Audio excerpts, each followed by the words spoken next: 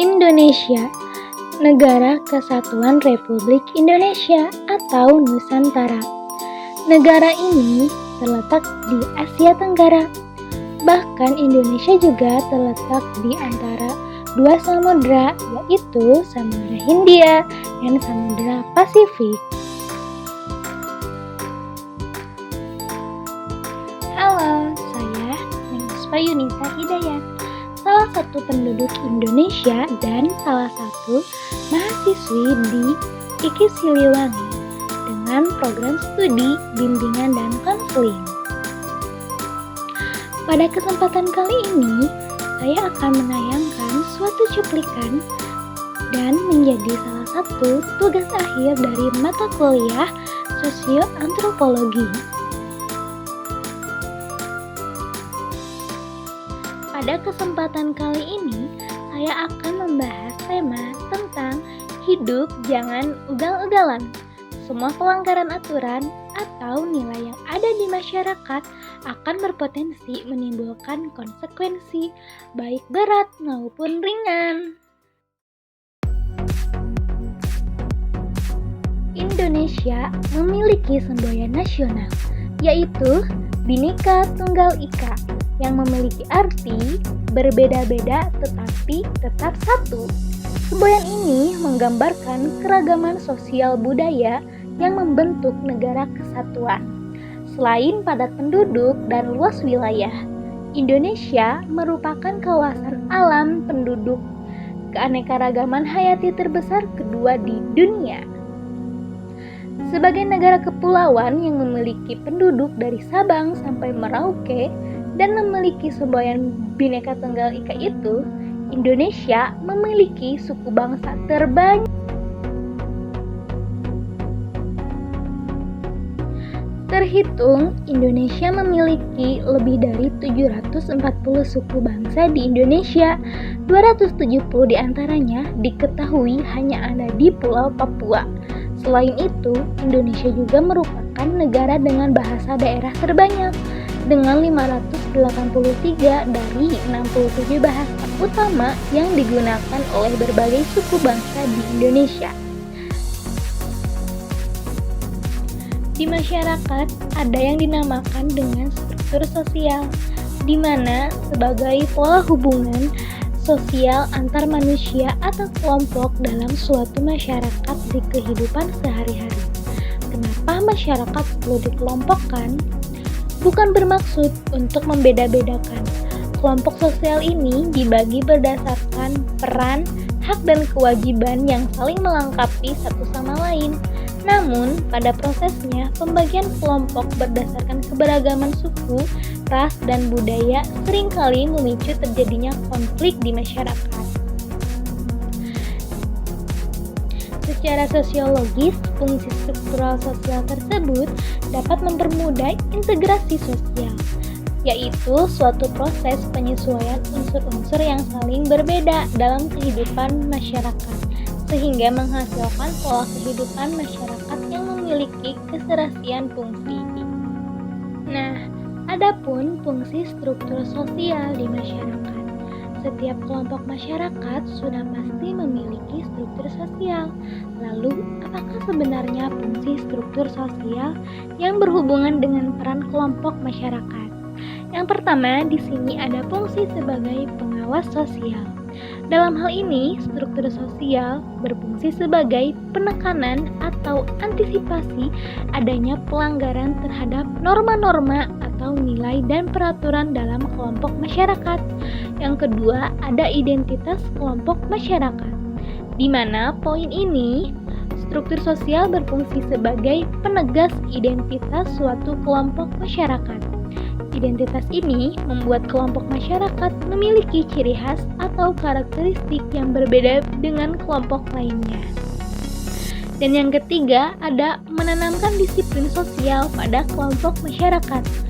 Karena terbentuk dari kelompok masyarakat, fungsi struktur sosial membantu setiap individu yang tergabung dalam suatu kelompok masyarakat untuk memiliki kesadaran bersikap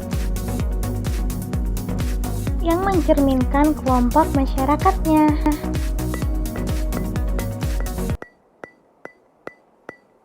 Di dalam suatu negara atau masyarakat, pasti tidak selalu berjalan dengan mulus. Pasti ada sesuatu yang tidak diharapkan terjadi oleh masyarakatnya. Ada situasi-situasi yang merugikan banyak orang dan tidak diinginkan terjadi.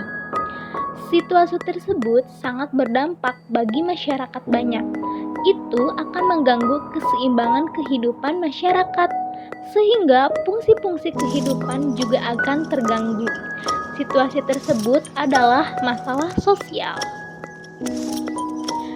Sebagai masyarakat di suatu negara, pasti kita pernah merasakan bahwa negara tidak selalu baik-baik saja. Ada beberapa masalah yang mengganggu dan harus ditangani. Masalah-masalah tersebut sudah masuk kategori masalah sosial. Masalah sosial adalah sebuah kondisi di suatu masyarakat yang tidak diinginkan terjadi. Masalah yang ada tersebut harus segera dihadapi dan dicari solusinya. Masalah sosial tidak hanya menyangkut pada satu atau dua orang saja, akan tetapi menyangkut banyak orang atau masyarakat luas. Masalah sosial adalah suatu permasalahan yang timbul di dalam masyarakat. Masalah sosial berhubungan erat dengan nilai-nilai sosial yang ada di masyarakat. Selain itu, masalah sosial juga berhubungan erat dengan lembaga-lembaga kemasyarakatan. Masalah sosial yang ada terjadi di masyarakat bersifat sosial. Masalah sosial adalah sesuatu yang tidak sesuai antara unsur masyarakat atau sebuah kebudayaan. Masalah sosial akan membahayakan suatu kelompok sosial. Salah satunya yaitu kriminalitas, di mana masalah sosial yang timbul karena masalah yang belum bisa terselesaikan sebelumnya. Contohnya seperti masalah pengangguran. Jika pengangguran terus dibiarkan tetapi tidak ada solusinya, maka akan menciptakan banyak tindakan kriminalitas. Orang-orang yang terlibat dalam tindak kriminalitas ini biasanya tidak memiliki tempat yang membantunya untuk memenuhi kebutuhannya sehari-hari.